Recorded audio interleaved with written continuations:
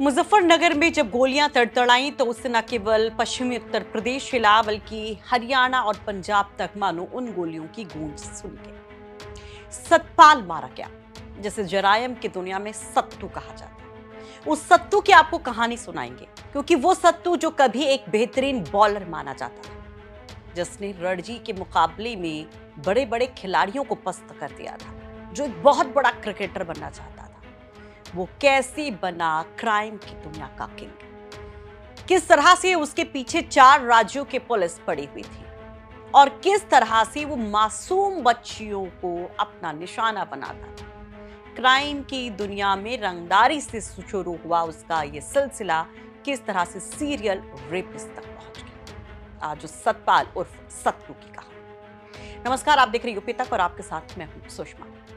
मुजफ्फरनगर में कल गोलियां तड़तड़ाती हैं। सतपाल उर्फ सत्तू, जो करीब 25,000 का इनामी था, जिसे लुधियाना पुलिस बहुत दिनों से तलाश रही थी, वो गोलियों का शिकार होता है पुलिस की।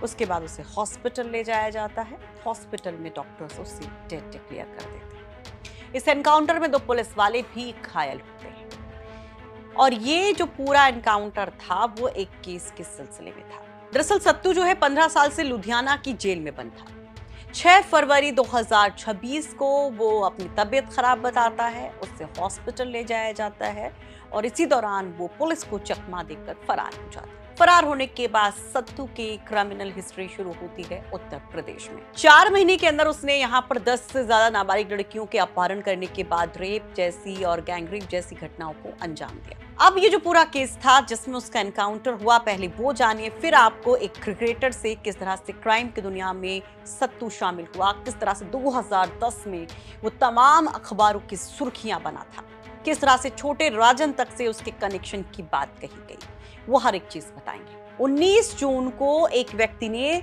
मुजफ्फरनगर के सिविल लाइन थाने में शिकायत दर्ज कराई थी कि उसकी नाबालिग बेटी को एक कार सवार बदमाश किडनैप कर ले गया, जिसके चलते आला अधिकारियों के निर्देश पर इस मामले में जब पुलिस की 10 टीमों को लगाया गया तो करीब 1000 सीसीटीवी कैमरों को खंगाला गया और जो तमाम जानकारी मिली उसके आधार पर पुलिस ने अपहरण की गई युवती को बरामद किया।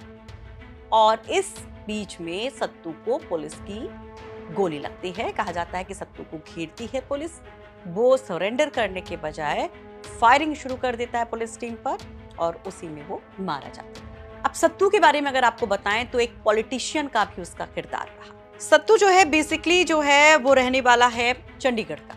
2007 के दौरान चंडीगढ़ नगर निगम में वो पार्षद भी रह चुका था, लेकिन बाद में वो जरायम की दुनिया में शामिल होकर छोटा राजन गैंग से जुड़ गया और फिर उसने पीछे मुड़कर नहीं देखा। सतपाल उर्फ सत्तू पर हत्या, लूट, डकैती, रंगदारी, गैंगस्टर एक्ट और रेप जैसे तकरीबन 30 से ज्यादा आपराधिक मुकदमे पंजाब, यूपी, दिल्ली और हरियाणा राज्यों में दर्ज। 2010 का वो जो किस्सा हम बता रहे थे कि 2010 में किस तरह से सत्तू सबसे पहली बार मीडिया की सुर्खियों में आया था जब पुलिस ने उसको पकड़ा था एक लूट के मामले में। उसकी पत्नी को भी पकड़ा गया था। कुछ समय बाद ये लोग जेल से बाहर आते हैं, लेकिन तब एक बड़ा हत्याकांड होता है। सतपाल अपनी पत्नी पर शक करता था। उसे पता चला कि उसकी पत्नी का किसी से अवैध संबंध है। फिर उसने अपनी पत्नी के प्रेमी को मौत के घाट उतार दिया, जिसके बाद उसे लुधियाना में जेल में रखा गया था। 15 साल तक करीब वो उस जेल में रहता है। अब जरा सत्तू के क्रिकेटर के वो सपने से क्राइम की दुनिया में किस तरह से उसकी एंट्री होती है वो समझिए। दरअसल सत्तू जो है वो क्रिकेट का दीवाना था। वो बाकायदे ट्रेनिंग भी ले रहा था क्रिकेटर बनने की। वो फास्ट बॉलर था, एक अच्छा बॉलर माना जाता था। 1996 में उसे रणजी का मुकाबला भी खेला था। बताया जाता है, जो तमाम मीडिया रिपोर्ट्स के हवाले से जानकारी मिल रही है, कि 2 मैच उसने उस समय रणजी में खेले थे, एक मोहाली का और एक जालंधर का। यहाँ तक कि युवराज सिंह के साथ वो खेला था और ये भी कहा जाता है कि युवराज सिंह के पिता जो कोच थे तो उनसे भी उसने ट्रेनिंग ली थी। युवराज सिंह से कुछ समय के लिए उसने तमाम टिप्स क्रिकेट के सीखे थे, लेकिन ऐसा चीजें बदलती हैं कि अचानक से कि वो क्रिमिनल बन जाता है। उसके पीछे भी क्रिकेट की दीवानगी ही थी। कहा जाता है कि बड़े सपने थे सतपाल उर्फ सत्तू के और उसको लेकर सिलेक्शन की भी बात चल रही थी। इंग्लैंड जाना था एक मुकाबला खेलने के लिए और उसको उसके लिए 2 लाख रुपए इकट्ठा करने थे, लेकिन पैसों का इंतजाम नहीं हो पाया, जिसकी वजह से उसमें कुछ लोगों से बहस होती है, विवाद होता है, उसमें हमला कर देता है। फिर जब सिलेक्शन टीम को पता चलता है तो वो सत्तू को बाहर कर देते हैं। इस बात से नाराज होकर वो सिलेक्शन कमेटी के भी लोगों पर हमला कर देता है और यहीं से शुरू होता है उसका क्राइम का रिकॉर्ड। यहाँ तक कि 2010 में मेरठ जेल में कराई गई खेल प्रतियोगिता में भी वो जो जेल प्रीमियम लीग होती है उसमें भी खेलता है और तेज गेंदबाज के तौर पर एक बेहतरीन प्रदर्शन करता है। अब जरा सतपाल उर्फ सत्तू का मोडस ऑफ ऑपरेंडी देखिए कि किस तरह से वो बच्चियों को निशाना बनाता था, कैसे उसके निशाने पर ना केवल कम उम्र की बच्चियां होती थी, लड़कियां होती थी, बल्कि गरीब परिवारों को वो टारगेट करता था। उसके सीरियल रेपिस्ट बनने का वो पूरा सिलसिला। सतपाल उर्फ सत्तू पंजाब से भागकर जब यूपी आया तो यहाँ पर उसने जो नाबालिग लड़कियां थी उनके किडनैपिंग का एक सिलसिला शुरू किया, उनका शिकार करने लग गया। पुलिस जांच में अब तक के सामने आया कि वो अब तक करीब 10 लड़कियों को ऐसे ही निशाना बना चुका था। पुलिस जांच में सामने आया कि सत्तू बेहद शातिर तरीके से नाबालिग और गरीब लड़कियों को अपना निशाना बनाता था। वो खुद को फौजी, सरकारी कर्मचारी या प्रभावशाली व्यक्ति बताकर परिवारों का विश्वास जीतता था और कई बार गरीब परिवारों की आर्थिक मदद कर उनके घरों में आना जाना शुरू कर देता और फिर नौकरी दिलाने का झांसा देकर लड़कियों को अपने साथ ले जाता था। किसी सुनसान जगह, होटल या कहीं जंगल में ले जाकर उनके साथ खिनौनी हरकत करता और फिर उनके सिर पर किसी भारी चीज से वार कर देता। अब तक जितने भी केसेस इससे जुड़े बताए जा रहे सब में ऐसा ही एक सिलसिला देखने को मिला है। तो ये थी एक क्रिकेटर से, एक पॉलिटिशियन से रेपिस्ट, सीरियल रेपिस्ट और क्राइम का एक बड़ा खौफनाक चेहरा बनने की कहानी सतपाल उर्फ सत्तू। ये रिपोर्ट तैयार करने में हमारी मदद की है मुजफ्फरनगर से हमारे सहयोगी संदीप सैनी। जब आप टिकट बांटने की बात करते हैं तो ज्यादा वक्त नहीं गुजरा, आप बोलते थे कि पूरे सहारनपुर की 7 की 7 सीटें मैं दूंगा, मैं बांटूंगा और 7 की 7 सीटें मैं कांग्रेस पार्टी को के लिए लड़ाऊंगा। क्या अभी भी उसी स्टैंड पर है? कांग्रेस? हाँ। मैं तो अपना इस्तेमाल ही नहीं करता हूं, मैं कांग्रेस इस्तेमाल करता हूं।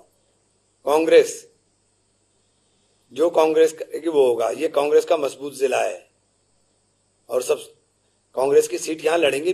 2017 में 5 नहीं लड़े थे क्या हम?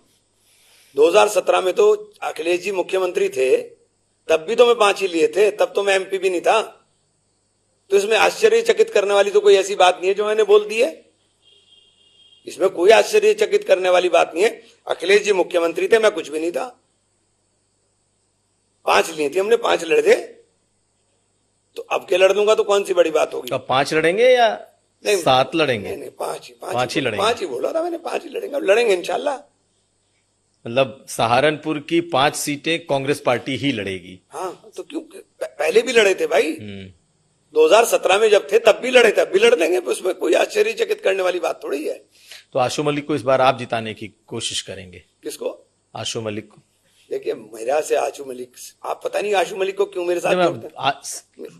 कोई मेरा कैंडिडेट है, 47,000 वोट से जीता हूं मैं वहां से, और इनकी मुखालफत के बाद जीता हूं, कोई इनकी माफकत के बाद नहीं जीता हूं।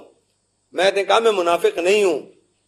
अगर मैं मुखालफत करूंगा तो ओपन करूंगा, ओपन कह रहा हूं कि नहीं लड़ाऊंगा, मेरा कैंडिडेट लड़ेगा। मैं कोई ऐसा नहीं हूं कि आप मेरे साथ रहेंगे और मेरी पीछे से काटेंगे, नहीं। इमरान मसूद है मेरा नाम, मैं किसी की मुखालफत पीछे नहीं करता हूं।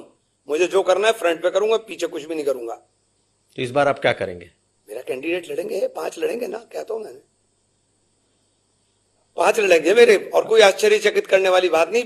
पिछली बार भी लड़े थे 2017 में भी, अब के भी लड़ेंगे, इसमें कोई ऐसा वो नहीं है।